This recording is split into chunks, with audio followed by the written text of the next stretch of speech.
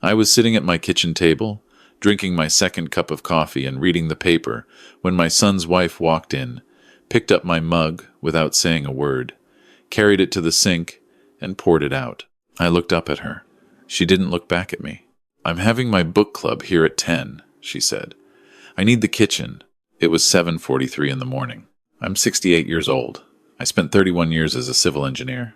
I built bridges, real ones, steel and concrete, over rivers and valleys, the kind that hold up 18-wheelers in the middle of January. I raised my son mostly on my own after his mother passed, worked double shifts, made sure he had everything he needed.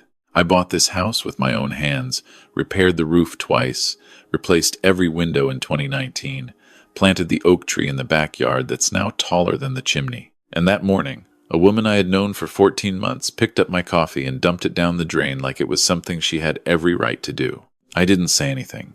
I just stood up, put my reading glasses in my shirt pocket, and went to my room. That's when I started paying attention. Her name was Simone.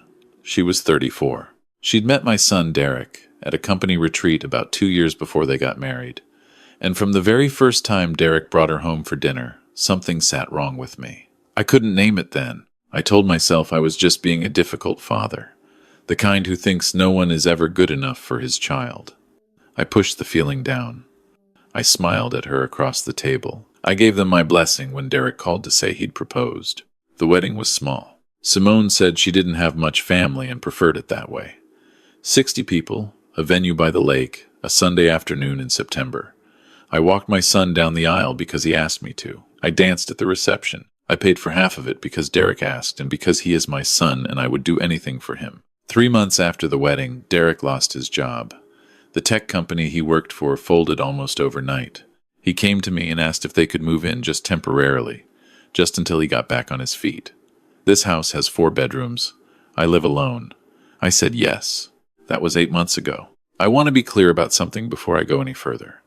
I am not a man who gives up his space quietly. I am not the kind of person who fades into the corner of his own home and pretends not to notice what's happening around him. I have opinions. I speak up. I've never had trouble with confrontation in my professional life. But Derek is my only son, and watching a man choose between his father and his wife is not something I wanted to cause. So I adjusted. I learned Simone's schedule. I tried to stay out of her way during the hours she treated the house like it was hers. I told myself it was temporary. I told myself Derek would find a job, they'd get their own place, and everything would go back to normal. What I didn't understand then was that Simone wasn't waiting for temporary. She was building something permanent. The coffee incident was a Tuesday. On Thursday that same week, she rearranged the living room furniture without asking me. She moved my father's armchair, the one I've had for 20 years, the one that sat by the window, into the hallway. Just pushed it out there like it was in the way. When I brought it back into the living room, I came home the next day, and it was in the hallway again.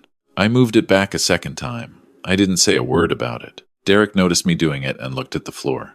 I said, "That chair stays in the living room." He said, "Dad, she's just trying to make it feel like home." I looked at my son for a long moment. "It is home," I said. "It's mine." He nodded. He went upstairs. The chair stayed where I put it. But I understood something after that conversation. Derek wasn't going to be the one to set limits. He was uncomfortable. I could see that he loved me and he didn't want to fight, but he also wasn't going to confront his wife. Somewhere in those 14 months of marriage, he had learned to keep the peace by letting things go. And the things he was letting go were pieces of my life in my own house. I want you to think about that for a second. Picture yourself coming home to find your furniture moved without permission. Picture yourself being told, without words, that your comfort doesn't matter. Picture your adult child looking at the floor when it happens. What do? I'll tell you what I did.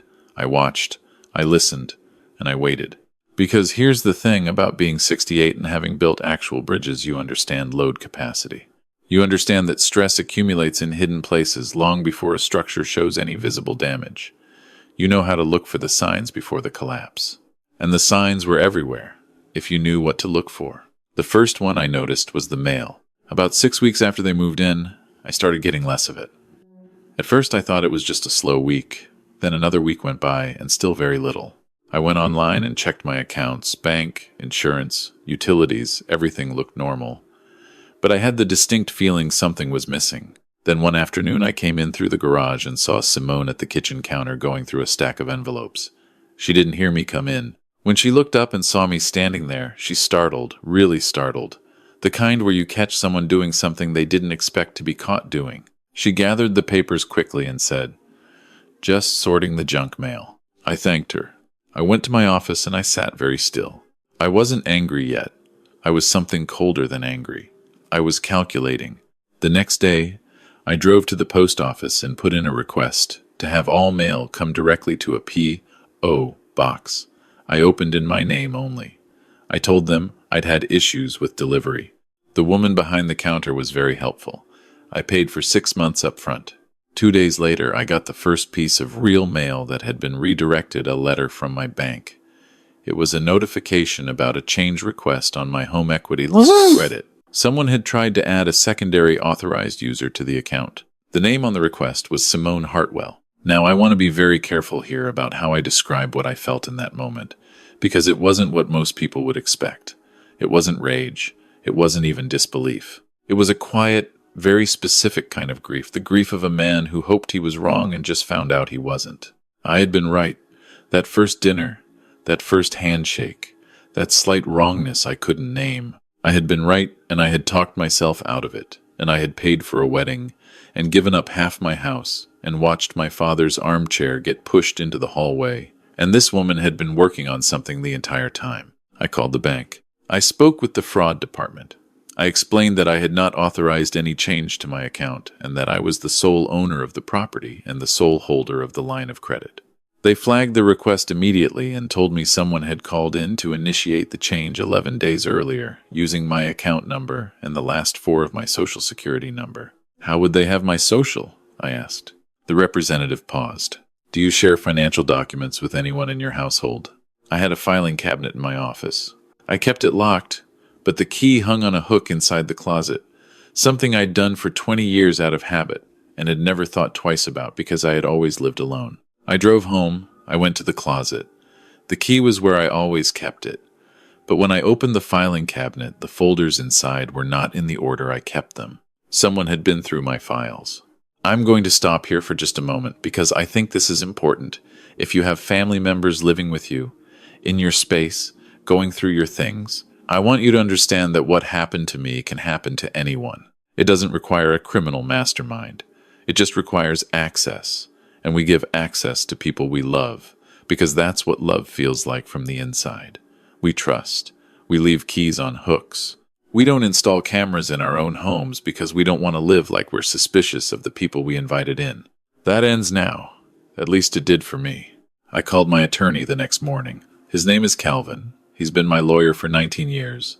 Handled my wife's estate. Handled 2 property purchases. Handled a contractor dispute in 2017. I told him what I knew. I told him about the bank request, the mail, the filing cabinet. He was quiet for a moment, and then he said, "Bernard, don't touch anything else.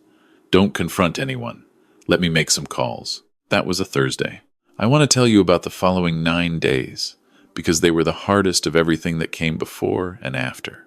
9 days of living in my own house, eating dinner across the table from a woman I now knew had gone through my private files and attempted to access my financial accounts, while my son talked about a job interview he had coming up and whether the oak tree in the backyard needed trimming. 9 days of watching Simone move through my kitchen like she owned it, refilling her coffee from my pot, sitting in the chair she'd tried to relocate, looking at me with that particular kind of confidence that belongs to someone who thinks they have the upper hand. She didn't know that I knew. And she didn't know what Calvin was finding. He called me on day 4. Simone had, 4 months before she married Derek, gone through a bankruptcy proceeding under a previous name, her name before a marriage in 2019, to a man named Gerald Foss, in Raleigh, North Carolina. That marriage had ended in divorce in 2021. The divorce records were public. Calvin found them in about 40 minutes. None of this was illegal on its own. People get divorced, people change their names, people have financial troubles. I am not the kind of man who holds a person's past against them. But Calvin also found a civil suit. Gerald Foss had filed against Simone, her previous name, for unauthorized use of his financial accounts during their marriage. The case had been settled out of court. The terms were sealed, but the filing was there in the public record, and the details of what Gerald had alleged were spelled out in the initial complaint. Unauthorized account access, forged signature on a home refinance application, and an attempted transfer of property title. The same pattern, a different man, a different house. I sat in Calvin's office and read that complaint twice. Then I looked out his window at the parking lot for a while. Calvin let me sit quietly because he is a good attorney and a good man. "What do?" I asked. "You protect yourself," he said, "and then you decide how much you want your son to know." That was the question that kept me up every night for the next 5 days. Derek, my son, who looked at the floor when his wife pushed my father's armchair into the hallway, who told me she was just trying to make the house feel like home, who was interviewing for jobs and trying to hold his marriage together and had no idea. I was now certain he had no idea what his wife had done before him or what she had been doing under his father's roof. I thought about what it would do to him to find out. I thought about what it would do to him not to find out. I thought about my wife, Derek's mother, who died when Derek was 16, and how I had raised him alone from that point forward, and how I had promised her, in a hospital room, that I would make sure our son knew he was loved. I thought about whether telling him the truth was the loving thing or the devastating thing. On the 9th day, I decided it was both, and I told him anyway. I asked Derek to come with me to the hardware store on a Saturday morning. We used to do this when he was small weekend errands, just the two of us. He was surprised when I suggested it, pleasantly surprised, the way adult children are when their parents suggest something that feels like old times. We drove to the hardware store, we walked the aisles. I put a few things in the cart that I didn't actually need, and on the way back, I pulled into a diner we used to go to when he was in high school. We sat in a booth. I ordered coffee. He ordered coffee and eggs. I waited until the server left. Then I put Calvin's file folder on the table. I didn't say anything dramatic. I didn't need to. I told him I loved him. I told him I was not angry at him. I told him I needed him to read what was in the folder, and that I would answer any questions he had when he was done. Derek read it in silence. It took him about 12 minutes. I watched his face and I recognized every stage of it, the confusion, the doubt, the beginning of understanding, the moment where understanding became something harder to carry. When he finished, he looked at the window for a long time. "She went through your files," he said. "Yes." "She tried to get onto your bank account." "Yes." "The bank stopped it. I've since added additional security measures." He put his hand flat on the table. "Dad," he stopped. "Dad, I didn't know. I know you didn't. I swear to you." "Derek." I reached across and put my hand on his. "I know. That is not why I'm showing you this. I'm showing you this because you are my son and you deserve to know who you're married to." He started to say something and stopped. He looked out the window again. The parking lot was filling up with Saturday morning people, families with kids, couples holding hands, regular life going on in all directions around us while my son sat across from me and tried to reassemble the picture of his own marriage. "What do I do?" he finally asked.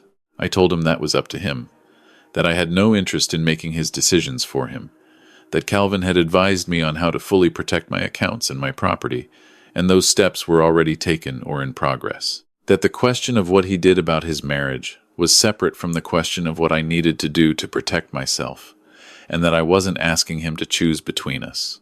But I also told him the truth. A woman who does this once has done it before, and Gerald Foss's complaint was proof of that. This was not a mistake. This was a method. Derek flew me to stay at my brother's place in Florida for a week, he insisted. Said he needed time to handle things at the house, and he didn't want me there while he did it. I think he was protecting me from witnessing whatever those conversations looked like. I let him because he's my son, and sometimes you let your children protect you even when you don't need it, because it matters to them. I spent that week at my brother Raymond's house, drinking his coffee, watching the news, walking on his street every morning at 6 a.m. The way I do at home. Raymond didn't ask many questions. He just kept filling my coffee cup and making sure there was enough food in the house. That's his way. We are alike in that regard. Neither of us uses many words when fewer will do. On the 5th day, Derek called. He had confronted Simone with what he'd found. She had denied it first, then minimized it, then tried to reframe the bank account situation as something she had just been curious about after noticing that things were unequal. Derek told me she had actually used that word unequal to describe my ownership of my own home that she and her husband were living in for free. What did you say? I asked. I told her to start packing, he said. He said it flatly, without drama, like he was reporting a fact, which I suppose it was. He also told me he'd called Gerald Foss. I hadn't expected that. Why? I asked. Because I wanted to hear it from someone who went through it, Derek said. I needed to know if I was reading it right. Gerald had picked up on the second ring. He and Derek spoke for almost an hour. Gerald confirmed everything in the complaint, and Moore told Derek about finding documents moved around his house, about a refinance application with his signature on it that he hadn't signed, about the slow, methodical way it had happened, how by the time he'd put it together, she'd already transferred access to 3 of his accounts. He told me one other thing, Derek said. He said that by the time he realized what was happening, he almost talked himself out of it. He said she was very good at making you feel like you were imagining it. I thought about a woman picking up my coffee mug and pouring it out. I thought about an armchair pushed into a hallway. Small things that had seemed almost too small to address, almost too petty to bring up. The fog machine of small moments that makes you wonder if you're the one being unreasonable. Yes, I said to my son, she was. I came home on a Sunday. The house was different the moment I walked in, quieter, and not in a bad way. My father's armchair was back in its place by the window. Derek had clearly moved it back, and I didn't ask him to, and he didn't make a thing of it. That evening, Derek and I sat at the kitchen table after dinner. He had a glass of water. I had what remained of a very old bottle of bourbon I've been working through slowly for about 4 years. We didn't talk about Simone much. We talked about Raymond, and about Derek's job interview, and about the oak tree in the backyard, which Derek said he was going to prune in the spring himself. You don't have to do that, I said. I want to, he said. It's your tree. I should help you take care of it. Somewhere in that sentence was everything I needed to hear. And I think Derek knew it, because he looked at me with the same expression he used to have as a boy when he'd done something he was proud of. We are not a family that says a lot out loud, but we understand each other. I want to say something to you before I finish this story, because if you're watching this, there's a good chance you've lived some version of what I just described. Maybe not the financial part, maybe not the legal complexity, but that feeling of being slowly made smaller in your own space. That feeling of watching someone treat your home like a hotel they're gradually taking ownership of, piece by piece, while the person you love most in the room looks at the floor. You are not imagining it. And you are not overreacting when you decide you've had enough. I did not raise my voice. I did not create a scene. I did not issue ultimatums or make my son choose between his father and his wife in a moment of heat. I paid attention. I acted quietly and carefully and through the right channels. And when it was time to tell my son the truth, I put the evidence in front of him and let him read it for himself, and I trusted him to be the man I raised. He was. One more thing. Calvin, my attorney, is currently in contact with Gerald Foss's former attorney regarding whether the 2 situations together constitute a pattern sufficient for additional legal action. That process is ongoing. I don't know what will come of it, and frankly, the outcome matters less to me than the outcome that already happened. My son knows who his father is, and I know who my son is, and we are sitting at my kitchen table drinking from my coffee pot on Saturday mornings again. The oak tree in the backyard is going to need quite a bit of pruning come spring. I'm already looking forward to it. If this story made you think about something going on in your own life, in your house, in your family, I want you to leave it in the comments. You'd be surprised how many people are sitting with the same weight right now and have no idea they're not alone. Tell me where you're watching from and what time it is there, because this community is everywhere, and I never get tired of knowing that. And if you believe that staying quiet isn't the same as giving up, that sometimes the most powerful thing a person can do is pay attention before they move, then you already understand what this story is really about. Thank you for being here.